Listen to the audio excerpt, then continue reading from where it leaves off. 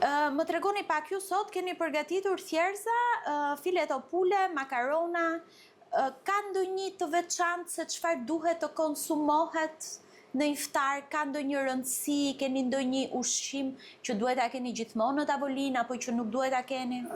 Gjë më mirë në tavolinë është me pas hurmat. Hurmat që janë gjë me hap me hurmat, me çel me hurmat. Edhe pastaj me ujë, në qatë kesh, nuk është diçka për shembull që me zgjedh, qatë dëshiron me gatu, edhe më shumë, edhe më pak si ndihesh ti më mirë. Thjerza, fasule, s'ka problem që me gatu, byrek, gjitha ushqimet konsumon, përveç ushqimet që nuk duhet me konsumu, që nuk lejohen. Çfarë është ai ushqim që është i ndaluar? Ushqimi i derrit, alkooli. Është i ndaluar për gjithë jetën, jo për muaj. Gjithë jetën. Për gjithë. Pra një besimtar musliman nuk mund të konsumojë mish dhe produkte derri dhe alkool. Jo.